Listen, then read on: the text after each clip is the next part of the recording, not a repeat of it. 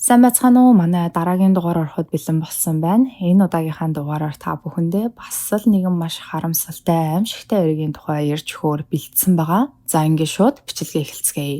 2019 оны 9-р сарын 30-нд 47 настай Valerie Kessler-ийг цагдаагийн ажилтнууд хилцээр авчран түүнээс мэдүүлэг авч эхэлсэн байдаг. Валерийг энэхүү эмэгтэй нь homeless буюу гэр оронгүй нэгэн сүмийн ард талын хашаанд майхан бариад дотор нь амьдардаг ийм эмэгтэй. За энэхүү цагдаагийн хилцээр ирэхээс өмнө Валери 2-7 хоногийн турш мансууруулах бодис хэрэглээд бараг өөрийн ухаангүй шахуу явж агаад нэгэн аимшигтай зүйлийг олж илрүүлэн өөрийн биеэр цагдаад дуудлага өгснөө нь. Юу болсон бэ гэхээр Валеригийн хэлж байгаагаар тэрээр замын хажуугаар алхаж аваад газраас нэгэн SD карт олсон бөгөөд дотор нь дуу ч юм уу, кино ч юм уу нэг тиймэрхүү зүйлс хадгалаатай байгаа байх гэж бодоод тэрхүү SD картыг газраас аваад халаасандаа хийсэн байгаа. Тэгээ майхандаа ирчээд нөгөө олсон memory card-н дээрээ юу байгааг нь үзгээд утсандаа холбоод үзэхэд дотор нь нэгэн хавтас байсан нь хүн амны хэрэг гэсэн нэртэй ийм хавтас. За тэрхүү хавцыг нээгээд үзэхэд дотор нь маш олон зураг бичлэгнүүд байснаас гадна тэрхүү зураг бичлэгнүүд нь нэгэн залуухан эмэгтэйг 2 хоногийн турш тарчлаан зовоож амь насыг нь хөнөөж байгаа ийм дүрс бичлэг болон зурагнууд. Эдгээр зураг бичлэгнүүд нь өнөөх memory card олдохоос бараг 4-7 хоногийн өмнө буюу 9-р сарын 3-наас 5-ны хооронд 2 хоногийн турш нэгэн зочид буудал дотор хийгдсэн нийт 39 зураг болон 12 ширхэг видео бичлэг байсан. Үүгээр зогсохгүй тухайн бичлэгнүүд дээр гэмт хэрэгтэн хохирогчтой ярьж байгаа, түүнийг тамалж байгаа, ухаан алдсан байхад нь энэ тэндээс нь эргүүлж тойруулж бичлэгийг нь хийж байгаа. За тэр байтугай нас барсныхан дараа цогцыг нь хэдийн хэсэг болгон мөчлөөд дараа нь буудлын ачаа дэшээ зөөж оруулахтаа ашигладаг түрдэг тэрэг байдаг да. Тэрэн дээр хэдийн хэсэг болгон хуваасан цогцыг орны даавуунд боогоод тэрхүү түрдэг тэрэгэн дээр түрээд зочид буудлын арын хаалгаар цогцыг нь аваад гарч байгаа бичлэг нь хүртэл байсан. За гэмт хэрэгтэн хохирогчийн цогцыг нь гадагш авч гарсныхаа дараа нэгэн жижиг оврын ачааны машины ачаан дээр цогцыг өргөөд тавьж байгаа нь бичлэгэн дээр мөн харагддаг. Гэхдээ тухайн машины улсын бүртгэлийн дугаар нь бол бичлэгэн дээр гараагүй. Гэхдээ мөрдөгчөд тухайн зураг бичлэгнүүд дээрээс хэд хэдэн чухал зүйлсийг олж анзаарсан байдаг. Эхнийх нь тухайн зочид буудлын өрөөний шалан дээр байгаа хивс болон нэгэн бичлэгэн дээр хальт харагдаад өнгөрч байгаа гэмт хэрэгтний гутал. Цаашлаад бичлэгэн дээр гарч байгаа гэмт хэрэгтний хоол. Тэгээ гэмт хэрэгтний яриаг нь сонсоход бол тэрээр нэлээд аялагтай ярьчихсан. Тэгэхээр ер нь бол бараг гадаад хүн гэдэг нь тодорхой. За мөрдөгчөд memory card-ыг олсон Валеригаас мэдүүлэг авч авах үеэр тэрээр тэрхүү картыг газар хэвтэж байхад нь олсон гэдэг байгаа шүү дээ. Тэгсэн энэ нь бол яг үнэндээ худлаа болж таарсан. Яг юу болсон бэ гэхээр тэрээр Anchorage хотод амьдардаг. Тэгээд цагдаад дуудлага өгөхөөсөө нэлээд хэд хоногийн өмнө буюу 9-р сарын 19-нд өөрийнх нь амьдардаг майхных нь ойрхон байх нэгэн хүнсний дэлгүүрийн гадаа явж байтал хар өнгийн Ford унсан нэлээд аялагтай гадаад ирэхдээ хажууд нь зогсоод Валеригаас машинтай жоохон хамтдаа гадуур зугаалах уу хэмээн асуусан байгаа. Ингээ Валери ч гэсэн зөвшөөрөөд нөгөө эрэгтэйгийн машинд нь орж суугаад тэд хамтдаа хэсэг машинтаа хотоор зугаалсан бөгөөд өнөөх эрэгтэй Валерид мөнгө санал болгоод тэгээд тэд хамтдаа буудал орохоор болцгоосон. Ингээд тэд хамтдаа буудал руу явж явах үед өнөөх эрэгтэй шатхуун түгээгүүрийн газар төр зогсоод дэлгүүр рүү орж уух юм авахар машинаасаа буусан ба энэ үеэр Валери түүнийг машиндаа утсаа үлдээсэн байгааг нь олж хараад утсыг нь аваад машинаас нь буугаад явцсан. Тэгээ майхандаа ирснийхаа дараа утсыг нь үзэж агаад утсан дээрээс нь тухайн бичлэгнүүд болон зурагнуудыг олсон болж таардаг. Тэгээ Валери хэдэн өдрийн турш яаж цагдаад хандах тухайгаа бодсон байгаа. Тэрээр санаандгүй байдлаар олж илрүүлсэн эдгээр аимшигтай зүйлсийг цагдаад мэдэгдэх хэрэгтэй гэдгээ мэдчихсэн боловч өөрөө бас хулгайн хэрэгээр цагдаад баригдахыг хүсээгүй. Тиймээс memory card худалдаж аваад утсан дээр байсан зураг бичлэгнүүдийг тэрхүү картн дээр хадгалаад тэгээд цагдаагийн газар руу холбогдсон ийм карт оллоо хэмээн худал мэдүүлэг өгснөө нь. Гол нь тэр зураг бичлэгнүүдийг memory card руу хуулж авсныхаа дараа Валери гадаа явж агаад нөгөө утсыг нь бас өөрөө алга болгоцсон юм байлээ. За ингээд энэ эрэгтэй холбоотой мөрдлөгийн үйл ажиллагаа эхэлж мөрдлөгийн үеэр мөрдөгчөд тухайн гэмт хэрэгтэнгийн аяллагнаас нь түүнийг Өмнөд Африкаас ирсэн байх өндөр магадлалтай хэмээн тодорхойлсон. Тэгээ Anchorage хотод байх Өмнөд Африкаас ирсэн бүх хүмүүсийн жагсаалтыг гаргаж аваад нэг нэгэнгүү шалгаж эхэлсэн байдаг. Ер нь бол энэхүү хотод тийм олон Өмнөд Африкаас ирсэн хүн байхгүй. Тэгэхээр яг с сэжигтэй байж болохоор хүмүүсийн тоо бол тийм ч их бас байгаагүй гэсэн үг. Ингээ мөрдлөгийн явцад мөрдөгчөөд Anchorage хотод байх Marriott зочид буудалд ажилладаг Өмнөд Африкаас ирсэн 48 настай Brian Steven Smith гэх эрэгтэйг судлаад үзэхэд тэрээр өөрийн ажилдаг Marriott зочид буудалдаа 9-р сарын 3-наас 5-ны хооронд байрлаж исэн гэдэг нь мөн тодорхой болсон байдаг. Мөрдөгчөөд Marriott зочид буудалд явж очиод Brian-ы байрлаж исэн өрөө болох 323 дугаар номерын өрөөнд шалгалт хийж үзэхэд өмнөх бичлэгэн дээр гарч исэн өрөө яг дүрээрээ байж исэн. За Brian Steven Smith гэж хэмбэ. 48 настай Brian нь Өмнөд Африкт төрж өссөн бөгөөд 2014 онд Америкт цагаажилж ирээд ирсэн даруйда өөрөөсөө 20 насаар ихч Stephanie гэх эмэгтэйтэй гэрлэн Anchorage хотод хамтдаа амьдрах болсон байдаг. Brian Америкт ирээд Стефанитэй гэрэлснийхаа дараа Davos гэх нэртэй нэгэн барилгын компанид ажиллаж эхэлсэн ба энэ үедээ 39 настай Alicia Youngblood гэх эмэгтэйтэй танилцсан гэр бүлээс гадуурх харилцааг үүсгэсэн байдаг. За тэдний энэхүү харилцаа нь нэлээд хэдэн жилийн турш үргэлжилсэн. Энэ үедээ Brian Aliciад надад нууцхан дотроо бодож хүсэж явдаг нэг зүйл байгаа. Гэхдээ одоохондоо чамд хэлэх цаг нь болоогүй. Цаг нь болохоор би чамд хэлнэ. Намайг ойлгох ганцхан хүн нь чамайг л байна байх гэж би найдаж яана гэх мэт зүйлсийг хэлдэг байсан. За энэ үед бол Алиша нэг их зүйл бодоогүй. Тэгсэн чинь 2018 оны 10 дугаар сард Brian Alicia руу нэгэн бичлэг явуулсан бөгөөд тэрхүү бичлэг нь хэн нэгэн эмэгтэйг зэрлэгээр хөнөөж байгаа ийм бичлэг. Бичлэгийг үзснийхэн дараа Alicia Brian-аас энэ яг ямар учиртай юун бичлэг юм бэ гэж асуусан чинь Brian миний ээлжид нэгэн хохирогч Америкт хийсэн анхных нь хэмээн хариулсан байдаг. Эхэндээ Алиша түүнд итгээгүй. Гэхдээ Brian ерөөсөө тийм тоглоом хийж байгаа юм шиг санагдахгүй. Тэр удаа бүр хаагуур хохирогчтой хайдаг талаараа хүртэл Алишад яриад исэн байгаа. Ингээ Алиша Brian-ы өөрлөн явуулсан тэрхүү бичлэгийг бариад цагдаагийн газарт очисон бөгөөд мөрдөгчөд бичлэгийг үзээд эхлээд яг жинхэнэ бичлэг эсхийг нь шалгах хэрэгтэй байсан болохоор Алишаг Brian-аас илүү их мэдээлэл олж авахыг хичээх хэмээн ятгсан байдаг. Ингээ мөрдөгчөөд Brian-ыг нууцаар шалгаж түүнийг мөрдөж явах явцад Алиша ч гэсэн юу ч болоогүй юм шиг түүнтэй ярилцсан илүү их мэдээлэл түүнээс олж авахар мөрдөгчөдтэй хамтран ажиллаж исэн. За тэр ихний бичлэгнээс хойш Brian дахиад хэд хэдэн удаа Алиша руу янз бүрийн бичлэгнүүд явуулсан ба тэрхүү бичлэгнүүд нь бол дандаа онлайнаас татаж авсан ийм бичлэгүүд гэдг нь тогтоогдсон байдаг. Гэхдээ Brian-ы Алиша руу явуулсан хамгийн ихний бичлэг бол яалтчгүй жинхэнэ бичлэг. Гэхдээ тэрхүү бичлэгэн дээр Brian-ы царай болон дуу хоолой байхгүй, дээрэс нь хохирогч хэн гэдг нь мэдэгдэхгүй байсан болохоор Brian-ыг тэр дор нь гэмт хэрэгтэнгээд бариад авах хангалттай нотлох баримт мөрдөгчдөд байгаагүй. За түүнийг барьж авлаач гэсэн хөдөлшгүй нотлох баримт байхгүй болохоор Brian ямар нэг зүйл зохиож яриад буцаад тэр дороо суллагдах магадлал нь өндөр байсан тул түүнийг Алишатай нийлэн нууцаар шалгасаар үдийг хүрсэн нь энэ.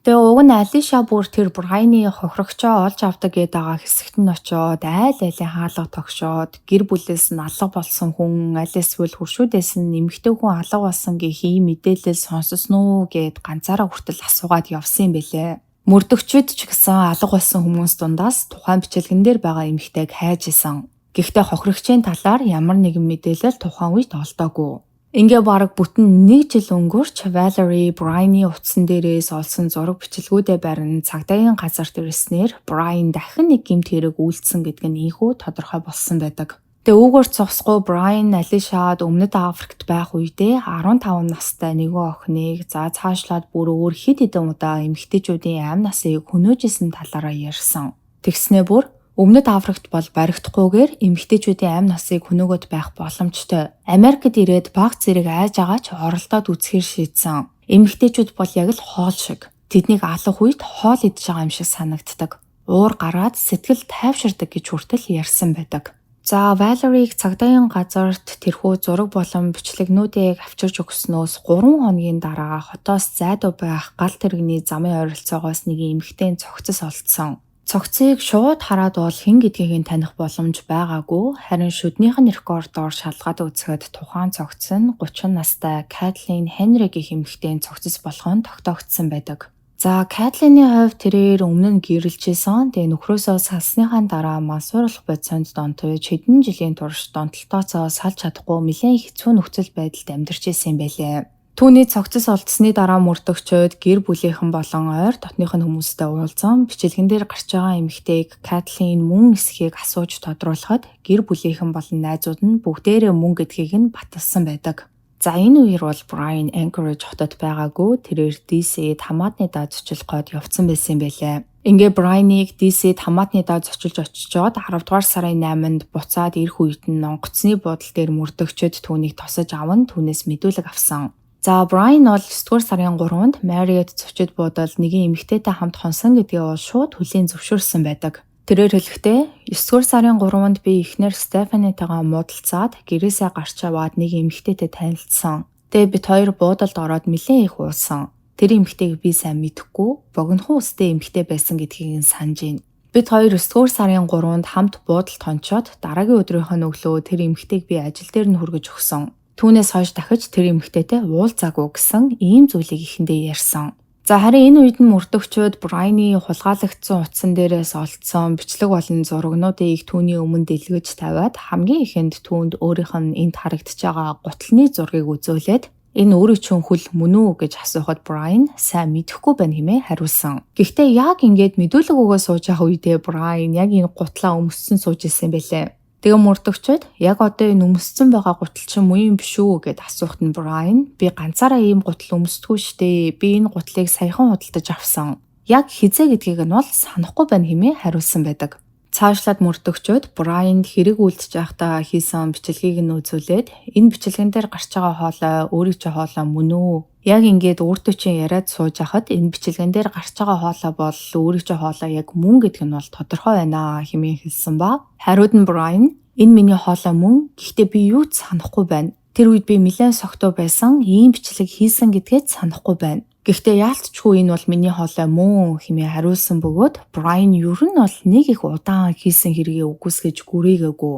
Нэг их удалгүй тэрээр би өөрийн ухаангүй байжгаад гинтгэн ухаан ороод харсан чинь миний машины ачаан дээр эмэгтэй хүний цогцос байж исэн. Тэгээ би айсандаа цогцыг нь хотоос зайдуухан аваачиж хайсан. Яг тухайн үед юу болсныг би тэр эмэгтэйг хүнөөснө үү үгүй юу гэдгээ сайн санахгүй байна хэмээн ярьсан байдаг. Тэгэхээр яг шууд биш гэсэн ерөнхийдөө бол ингэж хэрэгээ хүлээцэн гэсэн үг. За тэгээ энэхүү байцаалтын үеэр яригдсан өөр нэг зүйл нь гэх юм бол бараг жилийн өмнө 2018 онд Брайаны Алиша руу явуулсан бичлэг. Мөрдөгчид түүнээс тэр бичлэгнийхэн талаар болон өөрөөгөө Алишад цуврал алуурчин хэмээн ярьсан талаар нь асуухад Брайан тэр зүгээр Алиша тудлаа ярьжсэн юм аа. Тийм зүйл огт байхгүй хэмээн хариулсан. Гэхдээ мөрдөгчид түүнээс байцаалт авч дуусаад түүнийг цагдаагийн хэлтс рүү авч явахаар бэлтэж авах үед Брайан мөрдөгчдөөс та нар гэртээ харих гээд яарч ийнү хэмээн асуусан байдаг. Мөрдөгчид хариуд нь Брайанаас яасан чамд дахиад ярих зүйл байгаа мó? Бид хоёрт цагнаас их зүйл алга гэж хэлснээр Брайан дараах зүйлсийг ярьж эхэлсэн байдаг. Тэрээр хэлэхдээ 2018 онд гэхдээ яг хизээ гэдгийг нь тодорхой санахгүй байна. Манай эхнэр тэр үед өөр дэшээ явчихсан байсан юм. Би харин машинтайгаа хотоор тойрч явж агаад гэр оронгөө биеийн үнэлдэг болов уу гэмээр нэгэн эмэгтэйг машиндаа суулгаад гэртээ авчирсан. Тэр эмэгтэйгээс муухай үнэр үнэртэд байсан болохоор нь эхнэрийгаа гэртээ буцаж ирээд намайг гэртээ хүн авчирсан байна гэдгийг мэдчихнэ гэж бодоод би түүнийг усанд ор гэж хэлсэн боловч тэр эмэгтэй миний үгэнд орохгүй дээрээс нь шал сохтуу миний уурыг хүргээд харна би түүнийг буудаад алдсан. Гэхдээ алсан хоноо харамссан л та уг нь их сайхан ааштай дажгүй эмэгтэй байсан муухай л үнэртэй байсан болохоос хэмээн ярьсан байдаг. За өмнө нь хэлсэнчлэн угаасаа мөрдөгчөөд Брайаныг нэгээс илүү гэмт хэрэг үйлдсэн гэдгийг нь мэдчихсэн. Гэхдээ энэ эрэгтэй холбоотой хангалттай нотлох баримт байхгүй байсан болохоор тэд түүнийг бүтэн жил нууцаар шалгаад явжсэн шүү дээ. Ингээ Брайан өөрөө хэрэгээ хүлээсэн тул мөрдөгчөд түүнд 3 өөр эмэгтэйн зургийг үзүүлээд 2018 оны 10 дугаар сард түүний хохирогч болсон эмэгтэй аль нь вэ хэмээн түүнээс асуухад Брайан зургнуудыг нэг хараад шууд энэ эмэгтэй байна гэд нэг зураг руу заасан байдаг. За энэхүү эмэгтэй нь бол 53 настай Вероника гэх эмэгтэй. Вероника гэх энэхүү эмэгтэй нь мөн л Кэтлины нэгэн адилаар мансууруулах бодсон донтоод түүнээсээ гарч чадалгүй гэрээсээ зүхтэн гудамжинд амьдрах болсон ба хамгийн сүүлд гэр бүлийнх нь түүнийг 2018 оны 7 сард л харсан. 2018 оны 7 сараас хойш түүнийг харсан хүн байхгүй байжгаад амь насаа алдхаас нь хэдхэн өдрийн өмнө нэгэн танил нь түүнийг хотын төвд байх нэгэн кафед сууж байгааг нь олж харсан байдаг. Уг нь 2018 оны 11 сард гэр бүлийнх нь түүнийг ирэн хагаад Орос сураггүй алга болсон хэмээн цагдаад мэдэгдсэн боловч түүнээс мэдээж ямар ч сураг гараагүй. Дээрэс нь өөрөө гэрээсээ зүхтаад гэртээ тогтохгүй мансууруулах бодисонд донтоод гудамжинд амьдардаг болохоор нь цагдаа нар ч гэсэн түүний алга болсон энэхүү хэргийг нь чухалчилж авч үзэлгүй тэгээд орхицсан байгаа. Ер нь бол Брайны хохирогчдыг нь хараад хахад бүгдээрээ нэг зүйлээрээ ижилхэн гэр оронгүй мансууруулах бодисонд донтсон. За тэгээ мөн биеэ үнэлдэг ийм эмэгтэйчүүд байгаа. Валерийг ч гэсэн Брайан анхаарад хохирогчоо болохоор сонгож авсан байх. Гэхдээ бидний мэдж байгаачлан Валери түрүүлээ туцыг хулгайлаад зүхтаа явцсан шүү дээ. За ингээ Брайан өөрийн үлдсэн 2 хүн амны гэмт хэргийг хүлээн зөвшөөрч хэрэгээ хүлээсэн. Гэхдээ мэдээж мөрдөгчөд хэргийн мөрдлөгийг үргэлжлүүлэн түүний гэрт нь нэгжлэг хийсэн байдаг. Брайны ярьснаар бол Брайан Вероникагийн амь насыг хөнөөх үедээ гэрийнхаа бейсмент буюу зойрны давхарт нь байсан хэмээн ярьсан. Ингээд мөрдөгчөд тэрхүү зойрны давхарыг нь шалгаад үзэхэд тэрхүү өрөөнд байсан хивсэн дээр хар хүрэн өнгийн толбнууд тогтсон байсан гэдэг нь энд харагдаж байгаа зурган дээр тодорхой харагдчихээн.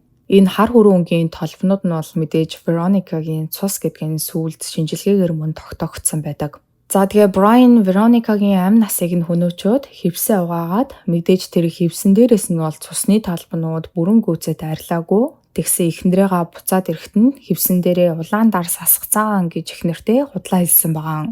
За үүнээс гадна Брайны зойронд байх нэгэн шургуулганаас хэд хэдэн memory картнууд мөн олдсон. Тэгсэн тэр картнуудын нэгэн дээр Брайны хэрхэн Вероникаг хөнөөж байгаа бичлэгнүүд болон зургнууд мөн хадгалаастай байсан байгаа.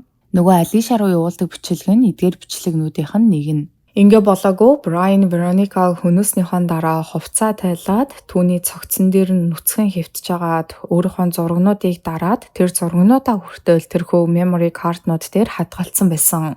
За Брайан Вероникаг хөнөөснийхөө дараа түүний цогцыг том хогийн уутанд хийгээд хотоос гарan уулан даваачаад хайсан бөгөөд хэд хэдэн удаа цогцсон дээр нь буцаж очин хин нэгэн цогцыг олсон эсхийг шалгаж исэн боловч 2019 оны хүртэл цогцыг хэн ч олоогүй. Харин 2019 оны 4-р сард ууланд жимс түгээд явж исэн хэдэн хүмүүс Вероникагийн цогцыг нь олоод цагдаа дуудлага өгснөөр түүний цогц эцэст нь нэг юм ингэж олдсон. Гэхдээ хэрэг гарснаас бараг 5 сарын дараа ийхүү цогц нь олдсон болохоор хэргийн сэжүүр гэхэр зүйл тухайн газараас олдоогүй. Мөрдөгчөд энэхүү цогц нь Вероникагийн цогцос мөн байна гэдгийг тогтоочоод яг гэмт хэрэгтэн хэн бэ гэдэг дээр нь ажиллаж исэн боловч ер нь бол тодорхой сэжүүр нэг их гарч ирээгүй. Тийм болохоор хэргийн мөрдлөг ерөнхийдөө бол зогсон байдалд орчход байж исэн. Тэгсэн гэмт хэрэгтэн нь ингээ юу ч болоогүй юм шиг гадуур зугаалаад бүр хийсэн гэмт хэрэгийнхаа бичлэгийг нууц амраг руугаа хүртэл явуулаад байж исэн байна. За цаашлаад мөрдөгчөд Брайны уцыг нь шалгаж авах үедээ өөр нэг зүйлийг олж мэдсэн нь Брайан Кэтлины амь насыг хөнөөснийхөө дараа хамт ажилладаг нэгэн найздаа энэ талаараа хэлээд найз руугаа бүр зургнуудыг нь явуулаад тэд 9-р сарын 5-нд нэгэн цэцэрлэг түрээлэнд уулзсан байсан. Брайны энэхүү найзаг нь болохоор Иан гэдэг. Ер нь бол тэдний хоорондоо бичлсэн зурваснаас нь харахад Иан Брайныг хүний амь насыг хөнөөсөн гэдгийг нь мэдчихсэн. Бүр Брайан түүнтэй уулзаад ачаан дээр нь байсан Кэтлины цогцыг хүртэл харуулсан гэдэг нь тодорхой харагдчихсэн. Тэгээ мөрдөгчөд Ианаас мэдүүлэг авах үед Иан болохоор би ёстой юу ч мэдээгүй, би түүнийг тоглож ийн л гэж бодсон, хин найзаагаа жинхнээсээ хүн алдсан байна гэж бодхов дээ. Би зүгээр Брайныг ачаан дээрээ эмэгтэй хүн шиг доол буюу хүүхэлдээ ачаад явж ийн л гэж бодсон. Тэр надад ачаан дээрээ байгаа зүйлийг ердөө халтгаан л харуулсан, тоглоомл гэж бодсон, жинхэнэ гэж бол мэдээгүй хэмээн ярьсан байдаг. Гэхдээ Кэтлины цогцос олдоод энэ талаар мэдээ гарах үед тэрхүү мэдээний холбоосыг нь Иан Брайан руу илгээсэн байсан бөгөөд Брайан хариуд нь ийм хурдан олдчихж байгаа мó? Уг нь хэдхэн хоног өнгөрсөн бол цас ороод бүх юм дарагдах байсан юмсан хэмээн хариу бичсэн ба үүнийх нь хариуд Иан харин тийм уг нь цас орчоосой л гэж хүсчихлаа гэсэн ийм хариу өгсөн байдаг. Тэгэхээр энэхүү Иан гэх хэрэгтэй бол Брайныг юу хийсэн гэдгийг нь мэдчихсэн. Гэхдээ цагдаад дуудлага өгөөгүй. Юу ч мэдээгүй юм шиг Брайныг хийсэн хэргийг нуун далталгаар оролцсон гэдэг нь эндээс тодорхой харагдаж байгаа. Тэгээ яагаад ч энэ цагдаагийн газраас Ианд ямар нэгэн шийтгэл оногдуулаагүй. Тэгээ олон нийт бол Ианыг ийм аимшигтай гэмт хэргийг нуун дарагдуулсан энэхүү үйлдэлдээ ямар нэгэн хариуцлага хүлээх ёстой хэмээн цагдаагийн газрын өмнө жагсаал хүртэл хийж исэн байлээ. Гэхдээ тэгээ одоо хүртэл янд ямар нэгэн хариуцлага тооцоогүй. За харин Брайаны эхнэр Стефанигийн хувьд тэрээр нөхрийгөө 2 эмэгтэй хүний амь насыг хөнөөсөн талаар олж мэдээд бүр гүн шоконд орсон. Түүний хэлж байгаагаар Брайан түүн рүү ганц ч удаа чангаар дуугарч үзээгүй, дандаа л тайван байж идэг, бүр огт ууралдгүй, өөрт нь маш халамжтай, хайртай нөхөр нь байсан. Стефани нөхрийгөө хүн алханд байтугай хэн нэгнийг гэмтээхээр багахан ч үйлдэл хийж чадхааргүй тийм л сайн хүн хэмээн хамт амьдарсан жилүүддээ боддог байсан байгаа. Үүнээс гадна нөхөр нь гэр бүлээс гадуур харилцаа эхлүүлээд хэдэн жил өнгөрцөн байсан гэдэг талаар ч гэсэн түүнд мэдэх зүйл байгаагүй. Харин Брайаныг баригдаж хоригдсны дараа Брайаны нууц амраг Алиша Стефани рүү зурус бичэн түүнээс уучлалт гуйсан бөгөөд Брайанд үнэхээр хайртай байсан талаараа мөн түүнийг алуурчин гэдгийг олж мэдээд өөрт нь ямар хүн дээр туссан талаар болоод Брайаны хөнөөсөн тэрхүү эмэгтэйг бодох бүрт тэр бүхэнд яг л өөрөө буруутай юм шиг санагддаг байсан талаараа бичээд үргэлжлүүлэн Стефанигийн өмнө ямар их гимшиж байгаагаа ч мөн энэхүү зурвасандаа бичсэн байдаг. Харин Стефани энэхүү зурвасных нь хариуд түүнийг уучлсан, бас Брайаны хийсэн зүйлс түүний буруу биш тул бүхнийг мартаад аз жаргалтай амьдраарэ хэмээн хариу бичсэн байдаг. Гэхдээ Алиша Стефанитай зурвас бичилсэн яг энэ өдрөө буюу 2021 оны 7 дугаар сарын 4-нд амиа хорлон нас барсан. За уг нь Брайан анхны мэдүүлгийнхаа үеэр Кэтлин, Вероника хоёрын амь насыг хөнөөсөн гэдгээ өөрөө хүлээн зөвшөөрч хэрэгээ хүлээсэн тул түүний шүүх хурал гэхэр зүйл болохгүй байх байсан. Гэхдээ удалгүй тэрээр мэдүүлгээ өөрчлөн өөрийгөө энэ бүхэнд ямар ч гэм буруугүй хэмээн мэлзэж эхэлснээр түүний шүүх хурал нь болохоор болсон байдаг. Тэгээ ийм их нотлох баримтууд байхад ч яагаад ч гинтхэн хэрэг хийгээгүй гэж мэлзэх болсон бүү мэд. Ингээд Брайаныг 2 удаагийн 1-р зэргийн хүн амны гэмт хэргийн сэжигтнээр баригдан хоригдсноос 4 жилийн дараа буюу 2024 оны 2 дугаар сард түүний шүүх хурал нь эхэлсэн. За энд өөр нэг зүйлийг нэмж хэлэхэд мөрдөгчөд Брайаны гэрт нэгжлэг хийж авах үедээ баахан memory card-нууд олсон шүү дээ. Тэгвэл тэдгээрийн нэгэн дээр нь Вероникагаас гадна өөр нэгэн эмэгтэй ямар ч ухаангүй аимшигтай задуулсан байдалтай байж байгаа ийм зураг нь мөн олдсон. Харамсалтай нь тэрхүү зурган дээр байгаа эмэгтэй ухаангүй байгаа мó аль эсвэл нас барсан байсан юм уу гэдг нь тодорхойгүй. Дээрээс нь тэрхүү эмэгтэй маш аимшигтайгаар зодуулсан байсан тул царай нь бол сайн танигдахгүй байсан. Гэхдээ мөрдөгчөд ямар ч байсан тухайн эмэгтэйн аман зургийг нь гаргаад олон нийтийн хэрэгслүүдээр цацаж тухайн эмэгтэйг таньж мэдэх хүн байгаа эсхийг асууж сургалахад 2019 оны 9-р сарын 1-нд Орос сураггүй алга болсон Кассандра гэх эмэгтэйн гэр бүлээс цагдаагийн газартай холбоо барин зурган дээр байгаа эмэгтэй Кассандратай маш төстөө харагдаж байгаа талаар хэлсэн байдаг. Ер нь бол Кассандрагийн гэр бүлийнх нь тэрхүү Брайаны memory card-н дээрээс зураг нь олцсон эмэгтэйг Кассандра мөн хэмээн итгэж байгаа.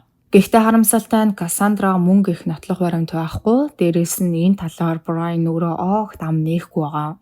Тэгэхээр Брайан Америкт ч тэр Өмнөд Африкт ч тэр дахиад өөр хэдэн ч хүний үхэлд гин буруутай байх өндөр магадлалтай болж таарч байгаа. Өмнө нь хэлсэнчлэн тэрээр Алишаад Өмнөд Африкт байхдаа хэд хэдэн эмэгтэй амь насыг хөнөөсөн талаараа юу ч болоогүй юм шиг ярьжсэн шүү дээ. Тэгэхээр энэхүү аимшигтай этгээд нь энэ хоёр хэрэгээс гадна өөр юу ч хийсэн байх боломжтой.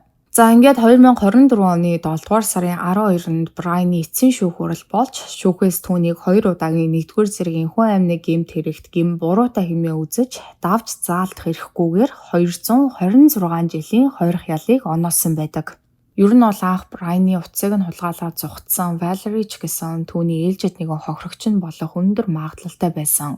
Гэхдээ азаарч гэхүү Валери Брайаны утсыг нь хулгайлж зугтаад тэгээд утсан дээр нь байсан тэрхүү аимшигтай зураг бичлэгнүүдийг олоод цагдаа төгснөөр эцэст нь энэхүү итгээд ингэж баригдсан нь. За энэхүү эрхтэй холбоотой олон нийтэд ил болсон мэдээллүүд гэвэл нэг иймэрхүү байна. Та бүхэн маань бас энэ хэргийн талаар юу гэж бодож байна? Өөрийн хувийн бодлоо доор сэтгэл хэсэгдүүлдэж бусадтайгаа мөн хуваалцаарай. Өнөөдрийн та бүхэндээ ярьж өгөхөөр бэлдсэн бичлэг маань энэ түрээ дуусж байна. Миний оруулсан бичлэгнүүд таалагддаг бол лайка дараарай, subscribe дараарай. Хажууд нь байгаа хонхон дээр дарах юм бол намайг шимжлэг хийх болгонд та бүхэнд мэдээлэл очих болно шүү.